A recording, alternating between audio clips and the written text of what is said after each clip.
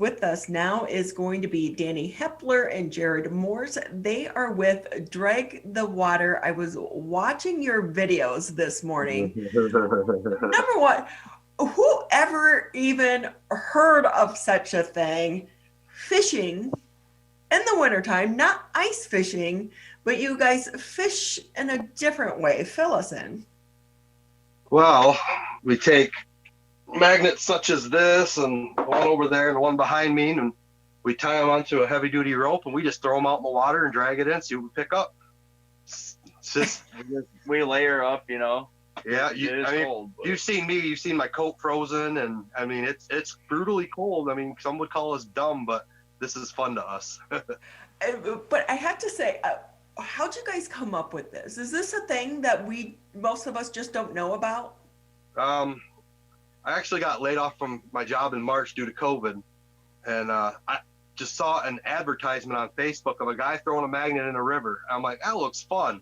So I got a couple of them, got him involved, and then, the rest is, so they say, is history, because, I mean, here we are, over 800 people on our Facebook and a couple hundred on the YouTube. And so it's like magnet fishing, but not for fish. Right. And I can't tell you how many people we've had ask, what are you guys doing? You measuring water? What kind of fish you catch with that? Yeah.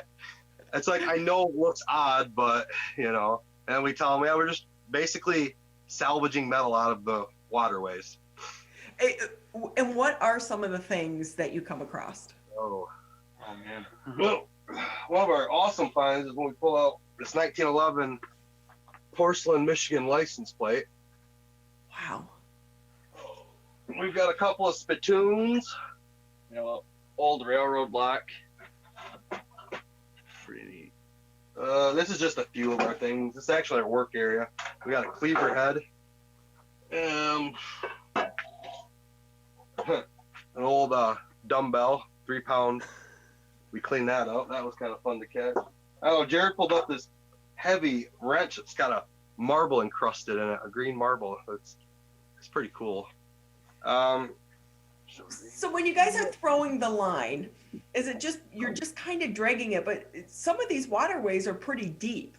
So how long of a line are you throwing out there? Oh, we throw about 65 feet or so is what we have on the orange spools, and that's usually plenty. I mean, we've not fished anywhere really deep. We've only done a few rivers and, 10 feet, maybe 12, 15 feet, not much. So what do you hope to find? Or is it just, whatever's out there? Well, we like the old artifacts, like the license plate. The license plate. I found 2 porcelain signs that I just sold to a collector a couple weekends ago for a little bit of money. So, I mean, it's the treasures like that you find that make it worth it. We found a couple of shotguns. Last weekend pulled out a 1894 antique revolver. I mean, that was basically junk. But I got it cleaned up and it looks pretty good right now. And you can't ever shoot it again, obviously. But I got a guy making me a display case, and I'm just going to show it off. History. I mean, Jared, what's this been like for you to do this? It's fun. I don't know. Like he said, he got me into it. And the first time he took me, I found a shotgun barrel. And from there, I was hooked. And we try to get out every weekend. It's just gets us outdoors, and we clean the rivers, and we make a little money sometimes, and we just have fun just doing it, just being outside. So how are you making money? Just selling the metal and the things that you find? Yeah, you scrap all the metal, and like I sold those signs to that guy, and we've had some guys buy old iron railroad pieces for forging, and just whatever. It's just scrap to us, really, all that kind of stuff. So do you go into it with like a plan? If you're going to magnet fish in a certain area, are you going like over bridges where you think people threw things into the water? Absolutely. We go to Grand Rapids a lot, to the 6th Street Bridge and the park areas down there, and that's like our spot.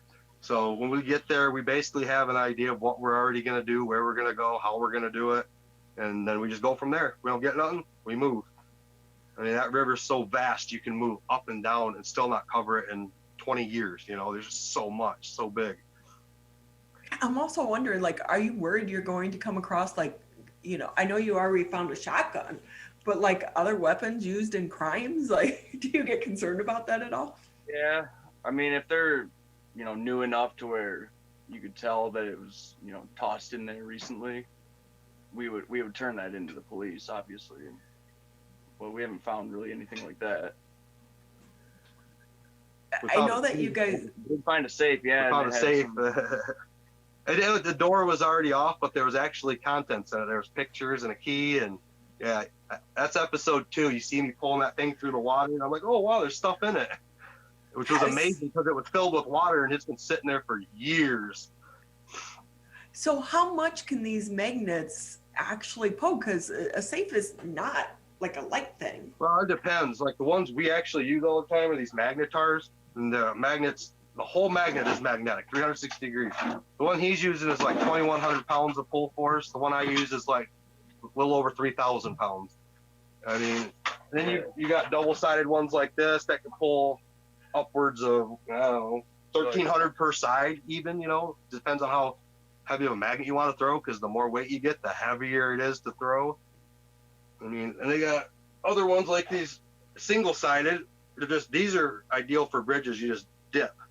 I mean, it's just one side, and it just all depends. Like, if you want to spend a lot of money, these magnetars are pretty expensive because the whole thing's magnetized. Right. Sides, top, bottom, everything. But that's what we've used, and that's what we've pulled up pretty much everything with. This is fascinating to me. Danny Hepler with us. He's the owner and operator for the Drag the Water. Jared Morse with us. I know that you help with the videos, Jared. Do you guys hope to kind of get a reality show off of this? No. We just like doing our own little YouTube channel, having our own thing, and we can reflect on our finds, like we actually incorporate our own music that we write into our videos because we both play, so all the music you hear is us. We don't use anybody else's stuff, so having our own thing like that is what we wanted from the start. But you guys you have a logo and shirts and shirts, hats, stickers. Are you getting a social media following off of this? I started the Facebook group in middle of September, and we're over 800 people now. We run giveaways all the time. I'm always doing giveaways for things just to get people involved. Our YouTube, we started that a little later. We ain't got as many episodes as a lot of people. We got, 10 maybe, 11, 12, something like that. We got 180 some subscribers right now, which is way more than what we thought when we first started this. We didn't expect to really have anybody watch our stuff, but we're getting a little bit of a following now. It's kind of nice. We had that article in the Free Press last weekend, about a week ago. And it's just been fun. And so what do you hope to find? What do you hope to find? Well, I mean, I like the locks. I found 3 of those old antique locks, and those are my favorite, but I like collecting the porcelain. Like say, I got the license plate and them 2 other signs, and that hooked me. I like that porcelain. Signs, plates, whatever is fascinating. With old logging artifacts, railroad, Yeah. I don't know. It's just fun. You never know what you're gonna get. You right. never know, and it is like fishing in a way, because when you hook, you drag it slowly, and when you feel it, tighten up, tense up, then it's seeing if you can finesse it out of the mud. If it's if it's even anything, you don't know what it is. It could be a log, it could be a stick, it could be a rock. But it's always cool when you're like, oh, I got it. It's something heavy, and you're like anxious to pull it in to see what it is. And 9 times out of 10, it's just a big piece of scrap. Yeah. But it's the anticipation and the wondering and the curiosity. But on the backside of this, you really are help cleaning up the waterways with this. Oh yeah, we got a scrap pile over there. It's about 2,000 pounds worth at least. Yeah. We take tall. everything with us and just deposit it in the garage. We'll take it back in summertime. Wow. I think it's cool though, because it's like you're digging up history too. Yep. Oh yeah. We're both like history fanatics and buffs, so that's what got us into it. When it's like, hey man, we can go and. I will say, if I was the person who was found that safe, I would get so excited because I'd be like, oh, maybe there's going to be, gold in there or something. Yeah, Right. we didn't know what to expect in Yeah. there, and we were surprised that tray was still in there with the pictures. I mean, It was definitely unique because, like you said, the magnets couldn't pull it out. We got it to the wall as close as we could, and I waded out there and dragged it all the way to the shore and got it onto the land. But yeah, it was pretty cool. It was definitely like an exciting day because you don't just find safes in the water. And that day we pulled up 2 bikes. Like you don't find that kind of stuff, especially up where we live in Reed City. It's a small town. We live about an hour north of Grand Rapids, so we make the trip, south. But our rivers up here don't have nothing like that. So, it's always nice to get down there where it's a bigger town and it's like, who knows what we're going to find this time. I mean, he's found a watch and a toy truck and, we just found a lot of random stuff. It's like, whoa. I know that one time I went out with the Detroit Fire Department and their divers. If you really want to find some fun stuff, come to Detroit and fish the Detroit River. They pull out more cars than you could imagine.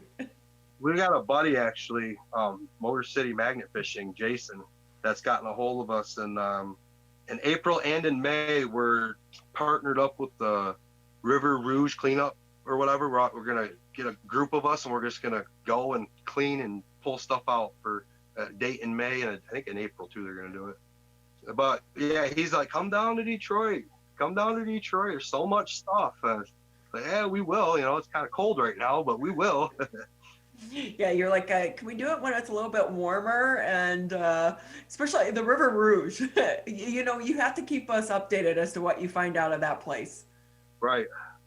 Well, I said it's loaded. I think he said over by Zug Island, it's just loaded with stuff. They're actually, because I brought it up to him, I was like, what are we going to do with all the scrap? I said, I'm not going to haul it back. And you get a scrap service there. And they did. So they're going to have a scrap service there to take away all the stuff we don't want. And it'll be a big thing. It'll be a good thing for the river, Right. Well, yeah. If you also need someone, Detroit Junk Busters, they're a good company to call, and they'll come out and get it. Hey, with that too, were you guys able to trace where that safe came from, or any of the other items that you found? no. Not really. Actually, what's cool about these spittoons, you ain't gonna be able to see. They have maker's marks on them. There's an M and an X on this one, and we tried to look them up and been on a couple groups trying to find out information, and we just can't find nothing on them. Like his says MC, mine says MX. I mean, it's just, yeah. But I don't think there's really much you can trace of any of this. It's so crusted over, and then yeah, I don't even know. I wouldn't even try probably. Just finding it's cool enough, I mean, unless I got like something newer that I had a serial number on it that I could just like plug it in and find it. Yeah, then that'd be cool. Yeah. We just like being out there. I mean, don't matter if we get muddy, wet. Funny story, I actually fell in the Grand River back in December, like into the water. And later that day, we pulled up a shotgun. I was ready to go home, and then I thought about it. Went to the dollar store, got slippers and socks. We toughed it out the rest of the day, pulled out a shotgun, I mean, it's things like that keep you going, really. Yeah, the shotgun was in, not very good shape, but it's still cool, It's a wall hanger. That's what we call it. It's a wall hanger. Finding that hooked you. Get it? Yeah. Yeah. Yep. I had to get one in. We're stuck on this hobby. How about that one? That's great though. Hey, where can people watch your YouTube videos, and also or find more about your group and what you guys are doing? Oh, well, we got the YouTube and the Facebook. Just type in Drag the Water Magnet Fishing. We have Instagram also. It's _magnet fishing. Well, that's awesome. I will say I never knew this existed, but I could only imagine as you guys keep doing this even longer, some of the things you're going to find. Oh yeah. Yeah, we just It's have a gamble. Yeah, we have so much fun doing it. It's awesome. Like especially when you pull up something cool and you take it home and display it and show people and put it on Facebook. Like, yeah, look what I got. And it cool. just takes time and cold toes, right? Oh my gosh, yes. Yeah, it does. I can't tell you how many hours we spent out there in the cold this last few months. Gosh. I said people call it crazy. Yeah, because this is more about, you guys should consider this a hobby in the warmer months, maybe. Well, that's when we started. Yeah. And we're like, we got to the point where it was like November. I'm like, are we gonna do this through the winter? And he's like, Yeah. why not? Let's do it. So we have, and you know, what was it the one day? 10 degrees out, and I'm just like iced right over on my coat, still throwing, having a good old time, you know. We're throwing in blizzards. Oh yeah, that was my fun. Goodness.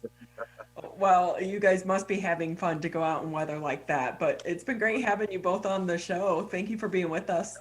Yeah, thank you. Thanks. Okay, we definitely have to have you back after you do your River Rouge search, see some of the things that you found there. Heck yeah, thanks.